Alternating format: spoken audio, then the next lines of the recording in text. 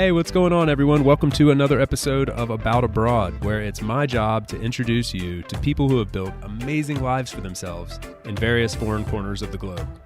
We're talking with expats and thought leaders about moving abroad, remote work, visas, and all the fun and practical knowledge that you need to know to follow in their footsteps. If you've ever dreamed of making a life for yourself overseas, maybe working remotely or embracing long-term travel, retiring or studying abroad, or even just taking a peek inside life beyond your borders, you've landed in the right place.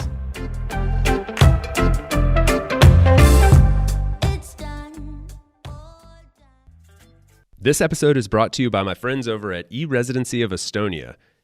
If you're a globetrotting digital nomad, expat, freelancer, or somebody with a business, whether that's just you or an aspiring unicorn like some of the many other unicorns that have come out of Estonia, then look at E-Residency of Estonia the next time you're thinking about where to establish your business.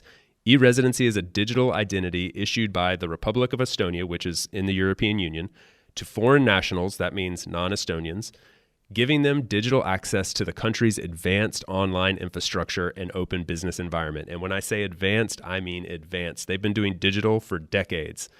E-residents can start a company 100% online from wherever they are in the world, run it remotely, open business bank accounts, and even submit their annual reports, all with their electronic ID card. It's literally international business without borders for location-independent entrepreneurs, perfect for the About Abroad audience. The next time you're thinking about where to establish your business, look at E-Residency of Estonia via the link in the show notes.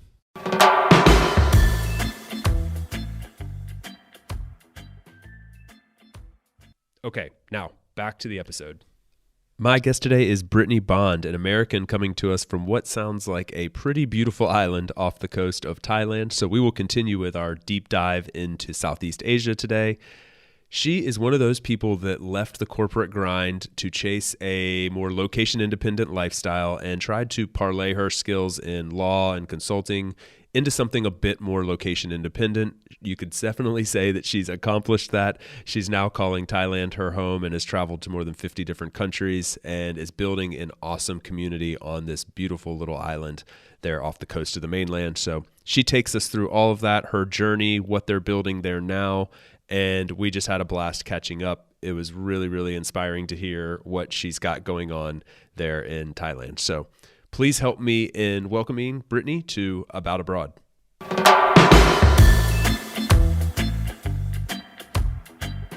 Hey, Brittnee, welcome to About Abroad. It's been a long time. Good to see you again. Hi, good to see you too. Thank you for having me. Yeah, thanks for joining. And from a pretty sweet location, it looks like. Where in the world are you? I know generally, but like that is, I wish the audience could see what I see right now. Where are you? Yeah, I'm currently sitting in a yogurthala overlooking the sea on an island called Koh Tao, which is in the south of Thailand. Oh, that doesn't suck. No, it doesn't. I think you already win the award for the coolest backdrop that I've seen so far doing this podcast. That looks quite amazing. It's like a jungle background with this ocean in the beyond that. Is that correct? Yeah, it's jungle, beachy, ocean vibes, which is everything I love. If you hear noise in the background, it's probably the boats because there's a ton of diving here that goes on here off in the sea. Wow. It sounds like sort of like the epitome of Thailand and what I want to talk about sort of all wrapped up into one little backdrop here. So I'm super excited about that. Well, thank you for joining, and I'm excited to share a little bit more of your story. This isn't where you live though, correct? Like this island, you're on holiday or vacation, or what's the deal? Yeah, I'm actually on a yoga retreat right now. I normally live on an island next door called Koh Phangan, and I needed to get some time away to get my head in order for some new business stuff that's happening. And so I decided to just go away, and I forgot about this interview. So I'm like, okay, I'm just take it in the yogurthala. No worries. Priorities. And you prioritized well, I think. So good for you. And so is that a normal thing to just kind of hop from island to island, or is that a big deal? It's pretty normal around here. I mean, for us, it's just like going, if you're in the city, it'd be like going away for the weekend. So It's like a half an hour boat ride away. And it's really, really nice to just be in a different place. because the island vibe can get very like energy concentrated. Yeah, yeah, definitely. Yeah, it's like you need to get away, so you just need a change of scenery, and even if it's just one island to the next, or getting out into the countryside from the city, it's just a nice thing to have a change. For sure, yeah. You mentioned some business things, so I'm very intrigued to get into this, and I think we'll get there here pretty soon. I wonder though if you could start by kind of like painting a little bit of the backdrop for the audience. You are obviously not from Thailand, I do not believe. And so I'm very curious about how you have arrived in Thailand, how long you've been there. Are you calling it home? And just kind of generally speaking, what the current status is of your life in that way. Yeah, I have been basing in Thailand since 2016. So 6 years, almost 7 years now. Before COVID, I spent 4 to 6 months of the year here. And then the rest of the time I would be traveling all over the world. I had a travel company at one point for digital nomads. I do business consulting for corporates and for co-living and co-working spaces. So before COVID, in the last 7 years, I was living in or traveling to like over 50 countries. And that was like sometimes a new country every week. Wow. and so why, but Thailand was during that time, at least since 2016, Thailand's been kind of your home base. That's correct? Yes, I came here with my travel company and I just fell in love. At the time I was living in Chiang Mai, which before COVID was like the mecca for digital nomads. Like everyone started their digital nomad journey there. And I started running the co-working space there, Pun Space, and doing consulting for them. So I was really at the heart of the community. And for me, that was just home base. I had all my stuff there, I had my house. Like I haven't lived in the United States where I'm from since 2014. Oh, wow. Okay. You go back occasionally, or just haven't been there at all? I go back every once in a while to visit friends, but I don't view it as home. I view Thailand as home. I have friends here that I've known for, almost 7 years now. So I view this more as. That's kind of a crazy thing, isn't it? When like such a previously foreign place starts to feel like more home than the place where you spent the previous 20 plus years or whatever. Yeah, I love it though. I feel I've always felt called to Thailand, and I don't know, some part of me just feels so at home here. And I love I'm from California, so I love the Wild West feeling that you can do anything. It's kind of like a free for all here from a business standpoint, and also a creative standpoint. You can really create a lot of things. Yeah, I think that's why a lot of people, I mean, you're not alone in that like Thailand calls to a lot of people early on. It's for instance, I have not visited Southeast Asia, and I was supposed to go last year prior to COVID, like right around the time that COVID hit.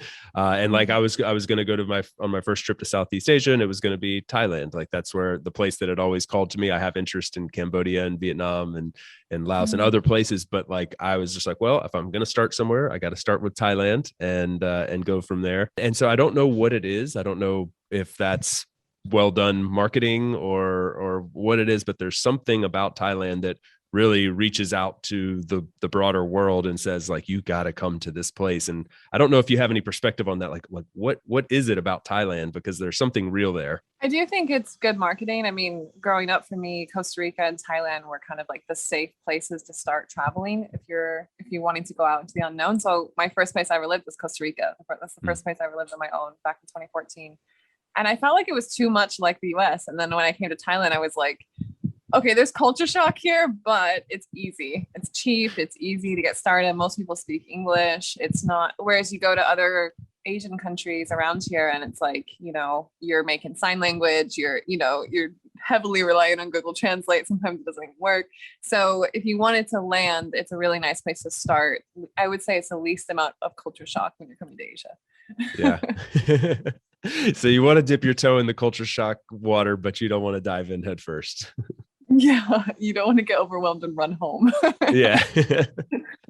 What kind of culture shock though? Like do you recall? You've been there so long now, like you may not even like really be able to reflect on this too deeply, but like what shocked you at first when you first, and what maybe from the perspective of, some of the people listening to the show are normally looking to make that first venture abroad long term. and kind of considering like, okay, maybe Thailand should be on my list. What should they maybe be prepared for? I would say that if you're coming from a Western standpoint, like growing up in California, we're used to people pleasing, being nice on the surface, but Thailand takes that to a whole other perspective where like everyone's really nice to your face, but then they will like stab you in the back if you are mean to them. So you have to be really culturally sensitive to the way that things go down here. And there's just a whole network of culture that no one speaks about. And this is even more so in Japan, but I think Thailand has this as well. And it's just like you kind of, when you show up, you need to just keep your mouth shut for a while, especially if you're an American or German. I've noticed American and Germans have the worst time with this because we're so programmed that it has to be a certain way. And you said that, you know, my food order would come out this way and it came out this way. And so the way that we deal with it, if you've been here long enough, is you just say, you laugh at it and you say, oh, that's Thai style. Like they just do whatever they want. If things don't work, they make it work somehow. I mean, India is a whole other perspective of this craziness, but that's why I think Thailand is just a really nice way to let go of control, I would say. Yeah. That's such an interesting thing for Americans, and like myself being an American and having some other Americans on the show.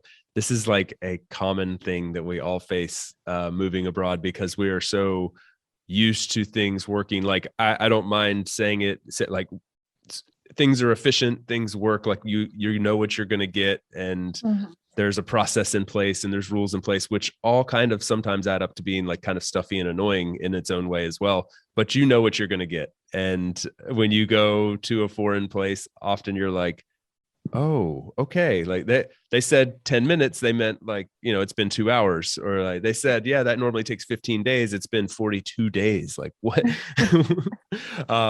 So there's all kinds of things like this. I remember even actually being in, I'm trying to think where it was. I think it was in Asia somewhere. And like seeing the pictures on like at a fast food restaurant and like ordering like a hamburger or something. It had like a picture of like the burger, the fries, and the drink. And the drink was like a tall fountain drink. It was a stock photo. But when you ordered it, they just gave you the burger.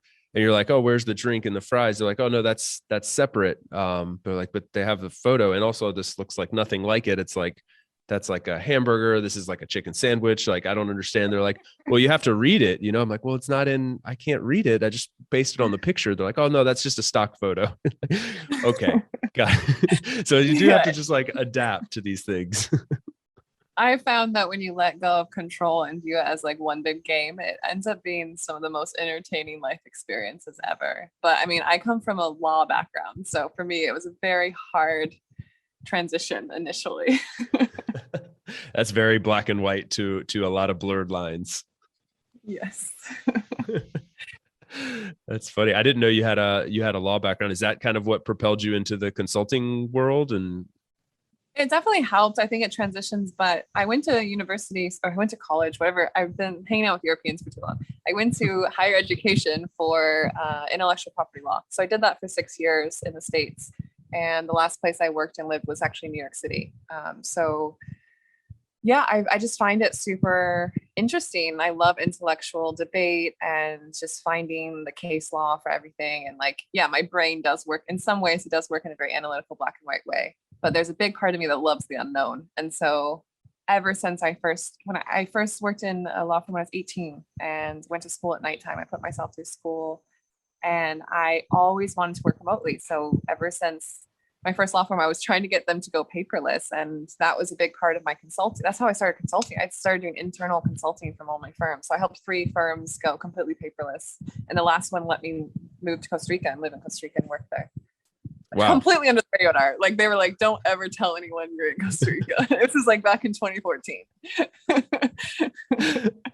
I love it. Yeah, it wasn't that long ago, but it was like decades ago in terms of the journey that remote work has taken. Like it's just come so rapidly. Now it's this basically like an expectation for a lot of people. And at that time, 2014, 2015, 2016, like you were doing that. You're flying under the radar at best. For sure. I was like the only girl in my surf town. I was probably the only expat girl where I lived, and I was the only one working online. So I was just I was like this crazy person running around trying to find Wi-Fi everywhere and like take business meetings, and everyone else is just surfing and living the pure Vita life.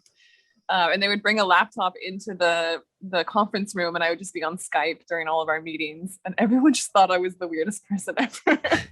And I loved it though. I felt like I felt like I won because I was able to get paid US money and live in a foreign country. For me, that was like, and I was 24 at the time. So I was just like, yay, I did it. I won. Epic. Yeah. That sounds like a dream if you place yourself back in 7-8 years ago. Like it didn't sound real then. And I do think it's amazing how real and possible it is for so many people now. I'm personally really excited about that because I, like you, maybe felt like I had to make I think we both had this desire to step outside our home countries and try new places and explore the world. And it felt like for a long time, it was basically a choice, like either or. Like you can keep the career that you've worked really hard for and the reputation that you have and the income that you have, the security, or you can have the adventure and the fun. And there wasn't much room for overlap. It sounds like you achieved some of that there, but like, it's really awesome, I think, to see how far it's come and to see people being able, like you, like what you're doing now, what I'm able to do here, and what so many people that come on this show are able to have both now. They have a career, they have a thriving life and an income, and they feel good about where they're going professionally, but they also get to adventure and travel and explore new cultures. Yeah, for sure. And I think it's really important to share how that transition is made, because a lot of people see my lifestyle now, and I'm not joking. A lot of people think that I'm just rich. They're like, oh, someone just gave you money. You must be a trust fund baby. Cause like, I don't seem like I'm working that much, because I also just love what I do. But when I was in Costa Rica, I had this epiphany moment where I was like, oh, I can't go back into the office. Like I've seen the other side. And they kind of had given me this informal agreement that I could do it for 6 months. And then I had to come back and work in the office pretty much for the rest of my life. Like that was like, okay, you got your stint done and now you come back. And I had to gracefully bow out. I was like, I'm sorry, I can train someone else, but I can't come back. So that's what I ended up doing. I ended up going back to my law firm and working there and training someone. And then I was like, how do I get out? And I knew that I needed to build a company. I didn't know what company I was going to build. No one was doing it. I didn't really know what digital nomads were at the time. I had friends who were launching co-working spaces, but I didn't really know anything about people traveling and working remotely. So I just thought, okay, I'm going to go to the place that is the most highest paid for my job and make as much money as I can while I figure this out. So I moved to New York City. I'd never lived there before. And I just went and got like the highest paying job I could find. I saved every single penny. Like all my friends were going out all the time, and I was like saving. I would only get Starbucks on Fridays. I would bring my lunch every day. And then I started working on my startup, and I would just work on my lunches. And when I get home, I'd fall asleep at my laptop, and I get home, I'd get up and do it all over again. And I was just like, I'm getting out. And I did. It took me 2 years, but I got out. 2 years. And what was the startup? What was the business you were building? I partnered with 2 friends who we started a co-living company called Wi-Fi Tribe. And so a lot of people don't know about them anymore, but if you know what remote year is, we were very similar to remote year when we launched at the same time. A lot of the people who were in these co-living companies, we all knew each other. Most of us were based in New York, and we'd meet up after work and like talk about what we were doing. And yeah, it was just really fun because it was a bunch of people who were just like, how do we help other people get out? And so ours was, we just did it a country a month around the world, and we would have like about 20 to 30 digital nomads. So they had their own jobs. They would pay us as if they're paying a traveling fee. And then we would provide where they were staying, co-working space. And then we would plan like fun adventures on the weekend to explore the local community. And I picked my job within the business was to go scout out all the new countries. So I would land like a month ahead of everyone. I would figure out where we're living. Like sometimes we'd be in a mansion in Sicily, or we'd take over a whole apartment complex in Berlin, or we'd go to Chiang Mai. And then I would find, if there was a co-working space, I'd find it. And I usually would end up helping the co-working space because they were just starting out in a lot of these countries. And then I'm like, okay, we're going to bring like 30 people to come work in your space. And then they were like, yay. And then they would help us plan all the fun things to do. So I have friends all over the world that are local to each of these locations because I spent a couple months with them every year. And just had the we would usually end up like on the local TV and the radio station because people didn't understand what we were doing. This is like 2015, 2016. They're like, who are these people? What are they doing? They're all working on their laptops every day. So it was really fun. I felt like I was spearheading a movement, you know? Yeah, absolutely. And were at this time, were you like you had transitioned from New York to being based in Thailand already? Yeah, we launched the company in end of 2014, and I stayed on in New York working because we weren't making any money on the business and we were putting all our money back in. And I stayed on in my job while the rest of the team like took people on locations. And then I joined end of 2015. So then I traveled with the group for like another year. And then at the end of 2016, that's how I ended up. My last stop with them was in Chiang Mai, and that's where I just stayed. I was like, I need to stay somewhere for a while. Me and my business partners split ways. We had different things we wanted. And then I just ended up just falling in love with Chiang Mai. And then the co-working space there was like super famous because it was in Chiang Mai, but it didn't really at the time have any events going on. And so I was like, can I do events here for a month? And they were like, yeah, sure. So the events ended up being so good that they were like, can you just help us? So because I'd been helping all these co-working spaces along my travels. And then I'm like, yeah, sure, but here's my rate. And I got a pretty good rate. And all I did was just like throw events and be myself. So just being myself. And then we ended up expanding to 3 different locations in the same city.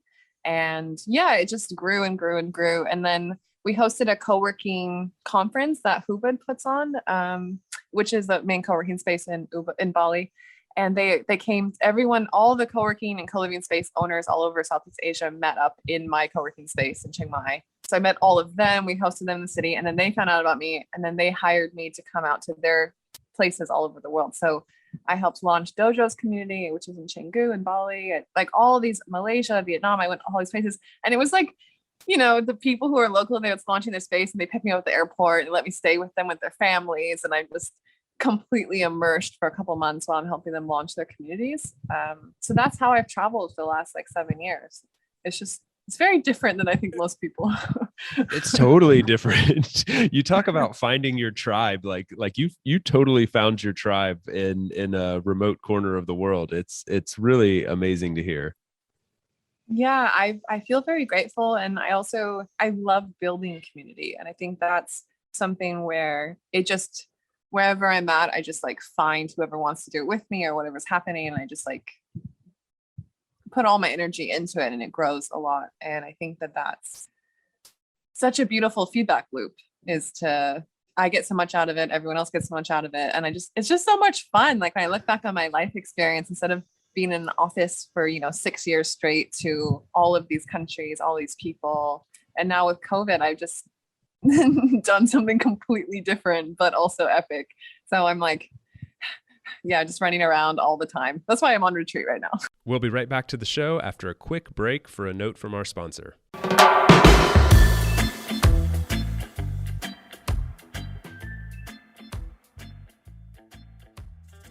This season is brought to you by my good friends over at Insured Nomads.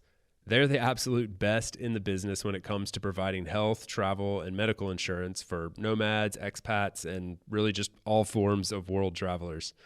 I know insurance is often something that's overlooked when we're fantasizing about traveling the world, but it's absolutely necessity that we address this because often the policy you have in your home country isn't going to cover you while you're abroad. And it's also a requirement, as a lot of people may not realize, to actually buy private travel or expat insurance, as it's called sometimes, to obtain a visa or even enter certain countries. So fortunately, there are companies like Insured Nomads to help us with this. Not only do they have excellent coverage and great prices, but they're also providing a first-class experience with additional perks and best-in-class technology via their app. It's an amazing experience. I can't recommend it enough. Now, this is a company that was built by world travelers for world travelers, so they know what it's like to find yourself in a difficult medical situation abroad, and they want to keep you from having that same bad experience. So the next time you're planning a trip abroad, whether it's for a week or a lifetime, check out Insured Nomads via the link in the show notes.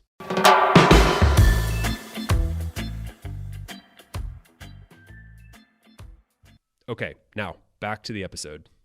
Well, what are you up to right now then? That's I would love to know, because I mean you mentioned COVID there. I'm curious to know how that changed things for you in that line of work and what you're working on now. I know it's all sort of connected, but I don't know the details, so it'd be interesting to dive into that. Yeah, so while I was still in Asia doing all these co-working space stuff and co-living stuff, I was still consulting for companies, helping them go remote. And what I realized, so I'll just back up a little bit before COVID. So this is how you and I met, was I wanted to make media. I wanted to make content where someone could hand to their boss and say, like, this is what it's like to work remotely. Here's what it's like to work in a co-living space. Here's some companies that are promoting remote work. So in 2019, my boyfriend and I, who was a filmmaker, we traveled all over Europe and Africa creating like a TV show. And I was like just hounding everyone on Zoom, like trying to do as many interviews as I could, because I wanted to get people to say that remote work was best practice.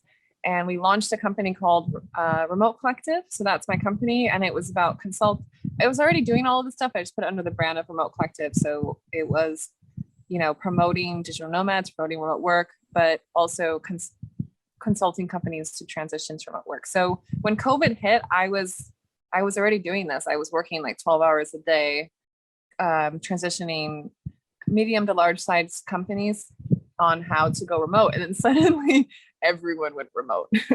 And it was really beautiful, because I was actually in Cape Town running a conference and going to Afterburn when COVID hit, and they pulled out army tanks in the street and started like pointing guns at people, telling them to get inside. That was their version of lockdown. And I was like, yeah, I'm not getting locked down here.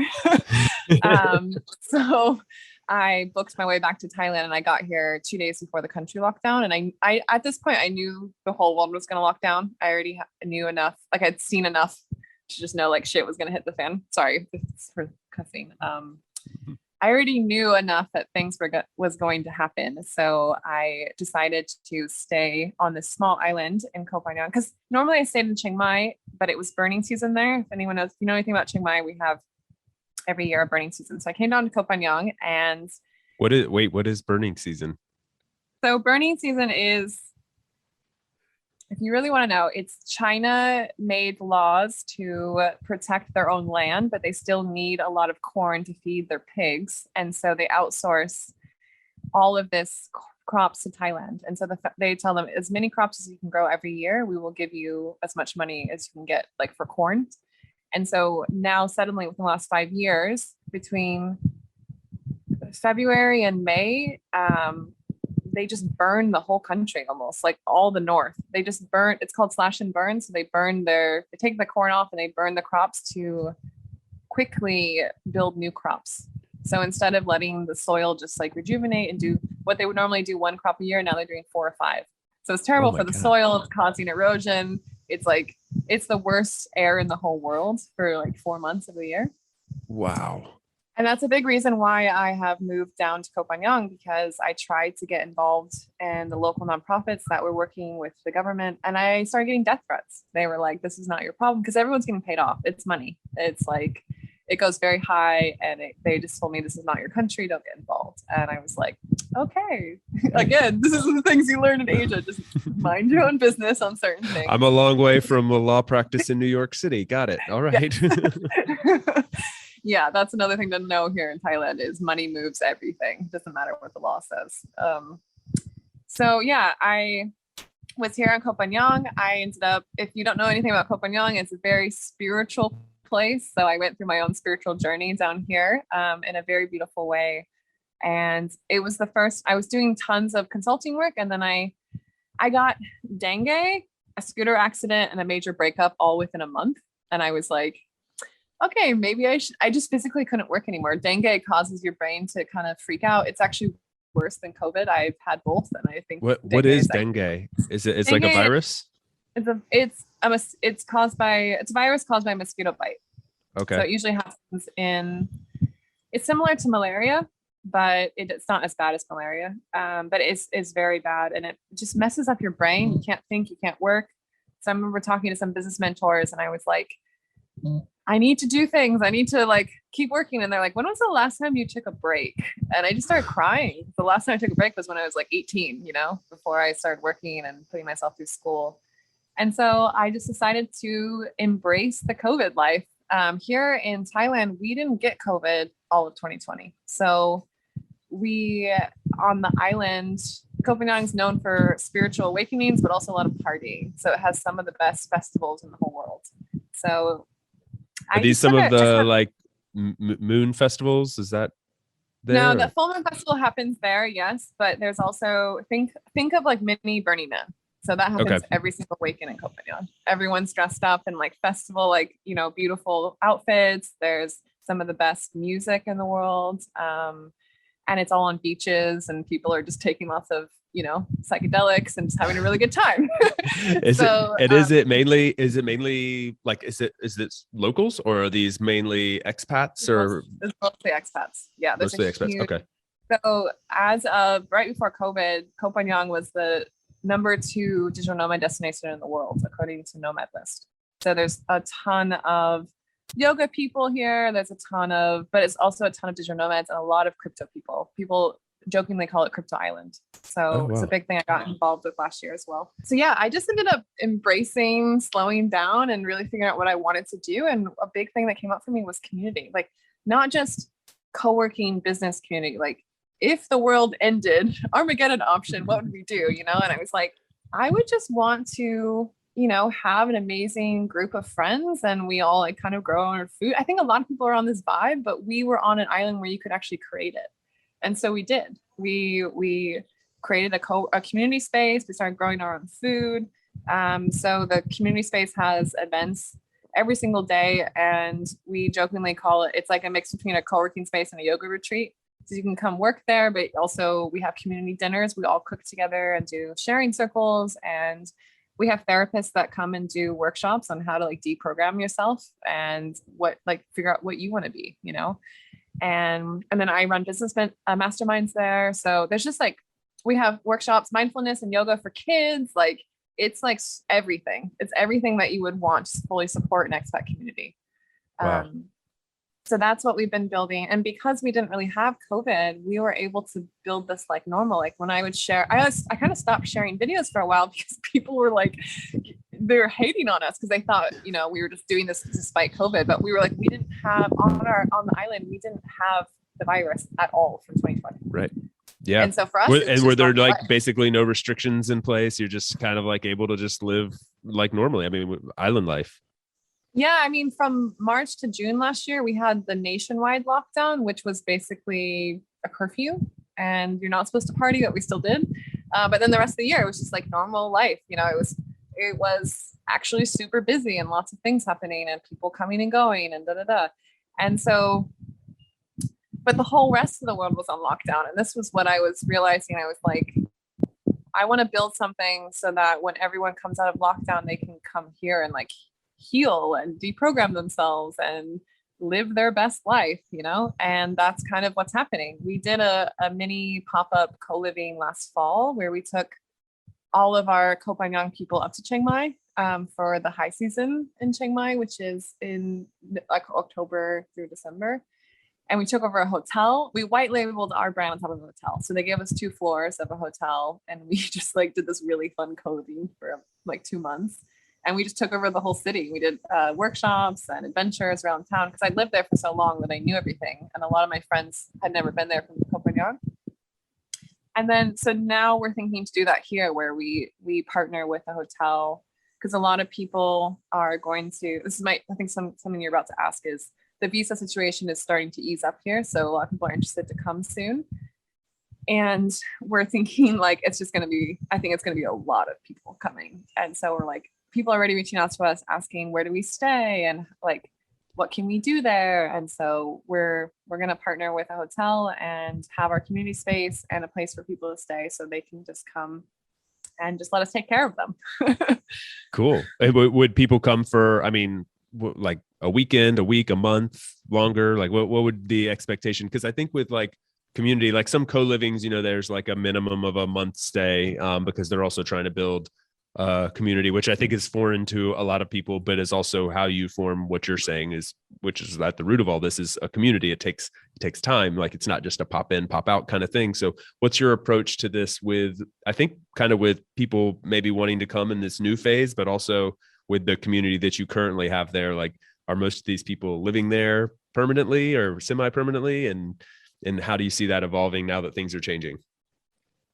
I've done all different types of what you just said, and what I found works best for me is to have a core group of community that Koh Phangan's already their home. So that's our core group of people in our co-working or in our community space. We have every month we have new hosts that come and go, so they can be transient but sign up for a month to host workshops there, and we have 10 going, so we have like 2 or 3 workshops happening every day.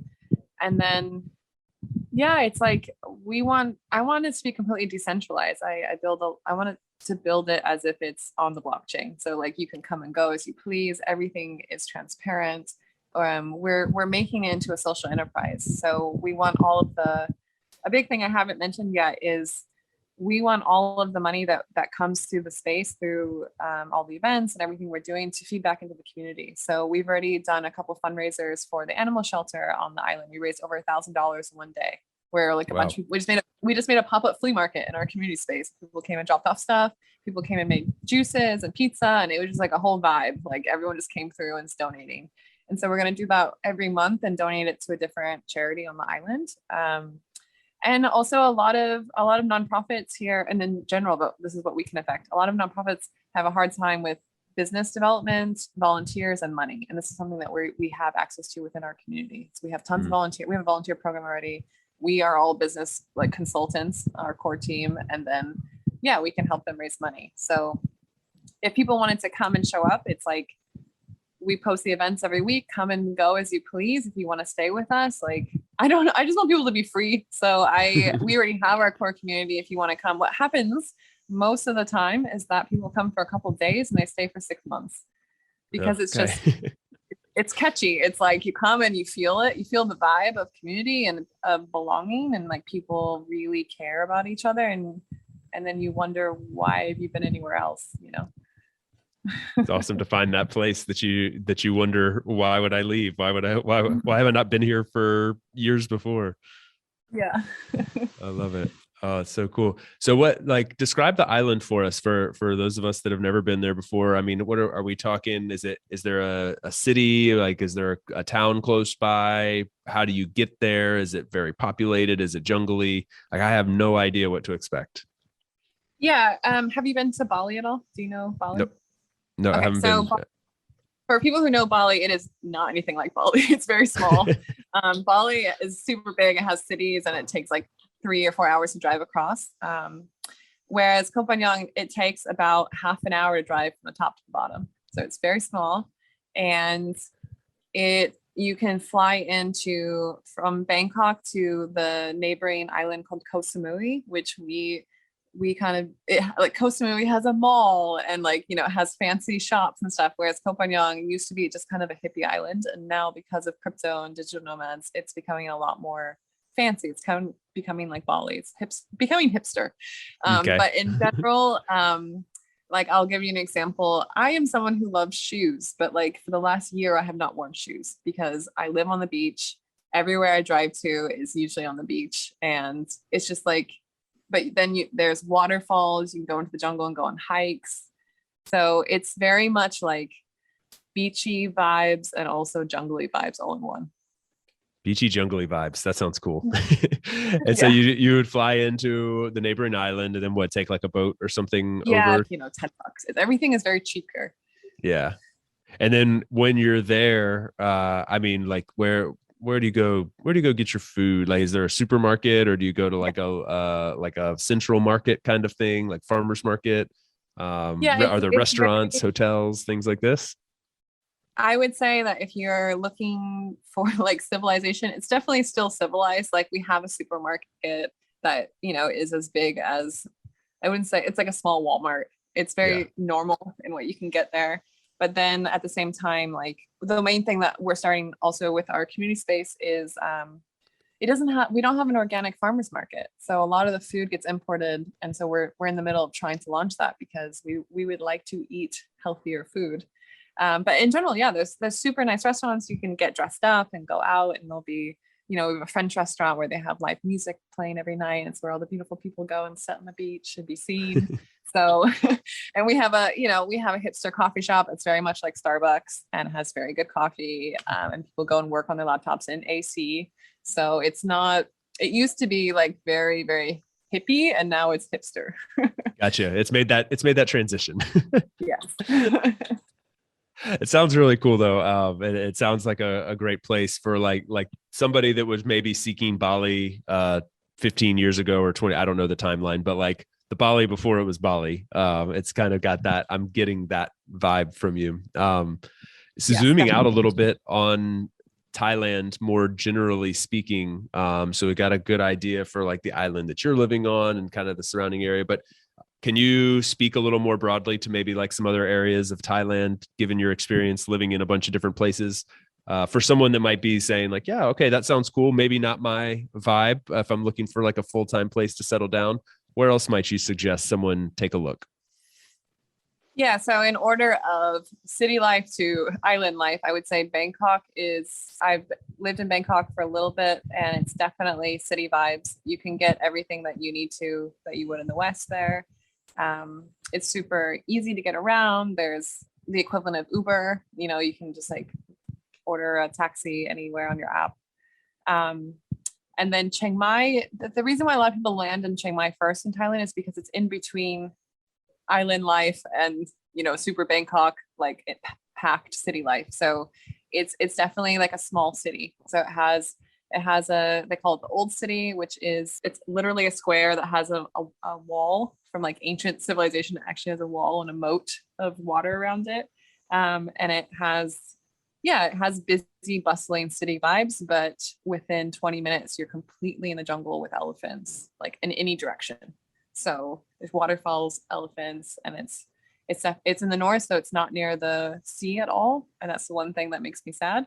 But other than that, like you can get everything you need. It has a super new mall with like, a movie theater built into the mall. The mall's like 5 or 6 floors, and it has all of the coffee shops that you would ever want to work out of and co-working spaces and stuff. So but a lot of people who have lived in Chiang Mai and are kind of used to Thailand culture, they eventually want something that's a little bit more relaxed and I would say free and wild. So that's why people come to Koh Phangan. I gotcha. Yeah, I kind of have that impression as well. I see like Chiang Mai is like sort of the place that you have to kind of in the same vein as what we were talking about earlier with like the Bali before it was Bali. It's sort of like that was the place to go. It was kind of a hidden secret for a little while, and now it's like pretty well known. So you're kind of, when you're looking for that next step on the adventure, you venture beyond Chiang Mai. Yeah, for sure. Definitely. And how about any other islands? I feel like the island is it correct to say like the island life is sort of distinct from the mainland life in a way? Like, do you feel like they're very different? Yeah, I'll give you a quick story on that. I came from Chiang Mai, when I came in from Cape Town, like when the country locked down last year, I remember meeting up with some friends who I knew from Chiang Mai, and I was like, are you guys watching the news, this and that? And they had been on the island here for like 6 months, and they're like, why would we watch the news? Like, it doesn't affect our everyday life at all. And I still remember that to this day because I was so confused. Because even in Chiang Mai or Bangkok, you're paying attention to what's happening. But on the island, it's like completely our own rules, completely our own vibe. And yeah, your everyday life is very simple, and it's completely what you make of it, which I've come to love that. And another island, I'm on Koh Tao, which is about half an hour to an hour boat ride away. And it's really, really well known for diving and rock climbing and all this stuff. I'm about to go on a hike right after this. But it just doesn't have that much of an expat community. So people come here to kind of like go on yoga retreats and go diving. But if you're looking for a digital nomad community where there's events and there's people and there's like stuff to do, then I would suggest Koh Phangan. Yeah. For island life. Yeah. Okay. And what about for those people that aren't seeking that? They want to be more immersed in the local culture. Is there anywhere that's sort of like, I don't know, maybe up and coming, or somewhere that you've seen that's kind of like caters more to not so much the expat community, but is still a place where you may want to consider living? I actually don't know. No, I would say no. The reason why I say that is because it's like a very black, in a way, it's very black and white to like Thailand. I drove last fall when we were going to Chiang Mai. It's the first time I've ever driven the whole country. We drove from here to Chiang Mai, which took like a whole week to do. We explored the whole country, went to all these national parks, and it was super beautiful. But it's like if you're going through the Midwest of America, like there's not much going on. And if you wanted to work somewhere, it'd probably have to be like in a mall. Like there isn't really like a coffee shop to work from, because my boyfriend was trying to work while we were driving up and he was having a really hard time finding places. Literally anywhere else besides the places I've mentioned, you're going to get immersed in the culture, but it might be hard to live and work remotely, I would just say. Yeah. I highly recommend going and exploring. Okay. And so just really quick, something we always want to touch on in these episodes when we're looking at different countries is, generally speaking, what is your perception of being able to enter the country, stay, leave, come and go from a visa standpoint? And do you feel that it's a country that's pretty open to people coming and staying for a while, or is it much more of like, you got to get over all these hurdles and then maybe we'll let you in? I've actually been working with the government on a digital nomad visa for the last couple of years with a friend of mine. And before COVID hit, we were getting really close to having a digital nomad visa for Thailand, where they were finally recognizing that it was a good idea for us to bring money from outside through remote work and spend it here. And then COVID hit and everyone just kind of paused on that, and the country kind of locked down completely. And now they have something called a special tourist visa, which can get you 3 months here and can apply at any Thai embassy. Right now, I don't know when you're going to air this, but like we're in flux of the country might completely not open till next year, or it might open November 1st. We don't know. And that's how this is also a Thai style thing. Like even within Thailand, all of the businesses are super annoyed because they're trying to prepare. Like, are we going to have a lot of tourists coming or not? Because the proposal right now is that they might completely get rid of the quarantine as of November 1st for vaccinated tourists, which would be amazing because right now it's like they got it down to a week. You have to stay a week in a hotel, but you can do it on one of the islands where your hotel's on the beach, but you have to stay a week even if you're vaccinated. And a lot of people are just not. It's not worth it, and and they have to take all these tests and yeah. So I think my hope is that it goes through because they're desperate for money here. I mean, they haven't had any tourism. The country is based on tourism. So I'm hoping that they allow it to open in November, because then it would just be really nice to have things be alive again. Because I mean, we're doing really well with our community stuff with how it is now, but I'm just imagining, I just have so many friends that want to come and they're just like, we're just waiting for the borders to open. We're just waiting for the quarantine to come. Okay, guys, come on, let's do this. So it begs the question, how is it you've been able to stay so long? Is it strictly just because of COVID, like, or in general, if you wanted to stay beyond those typical 3 months of a tourist visa, would you be able to do so? Yeah, the options are a business visa, what they call a volunteer visa. So nonprofits get these extra visas for volunteers and they just kind of sell them off, which is also Thai style. And then an education visa. So like if you're learning Muay Thai or Thai language school. But what happened during COVID is the people who were just like here on the tourist visa, they allowed them to keep extending over the last year and a half. Oh, okay, cool. So I'm personally on a tourist visa. It's like one of those things where everyone knows that it's like not necessarily, it's in the gray area, but no one cares. Like even the government officials don't care. Yeah. My legal brain is having a hard time with it. But yeah, I have a 15-month visa, so I don't have to worry about visas until January, I think. Nice. Do you feel like that's pretty normal, or is that like just very COVID-y? Because like I'm wondering, just if we set COVID aside and imagine normal times, like if I wanted to just show up and do what you're doing in on an island in Thailand, like, I don't know if I wouldn't know, like, can I do that or not? Like, can I come and just stay and plan on being there for a year or so? Or is it going to be like, for sure, for instance, in Europe, I know if I didn't have the visa that I have, like, I'd come in for 90 days and then I would have to leave for 90 days. And like, that's just what it is. But it seems like it's more Thai style there. It's there's some gray area. Yeah, even before COVID, education and tourist visas and business visas are very normal. So I never got on them because of my work. I was always in and out of the country so much that I didn't need them. I was always on a tourist visa because I was just like bopping in and out. But then when COVID happened, I was just thinking there was no guarantee that they were going to keep extending the current tourist visa. So every month people were worrying, like, am I going to have to leave? I want to jump on another visa. And I just thought, nope, not doing that. So I personally chose to get on a volunteer visa. But in general, if someone wanted to come here and get on one of these, you would just, all you would have to do is Google, visas in Thailand. There's so many visa companies, like Thai visa service companies that do this. So they are very good at their business in this way. So they're not hiding country based on tourism, like you said. Yeah. So they're like doing whatever they can to get you to stay and spend your money longer. Not too bad, Thailand. Well done. Awesome. Well, this is super fun. I learned a lot about Thailand, and I loved catching up with you and hearing what's going on in the community you're building there. I think it's one of the main reasons people don't leave home is they're afraid of losing their community and not being able to build another one. And so it's always very cool to see people not just who have found their tribe, which you did, but also like building another one that can foster more relationships for other people and make this lifestyle even more accessible. So kudos to you for all the awesome work. Thank you for all the information. Where can people find you, follow along, and learn more?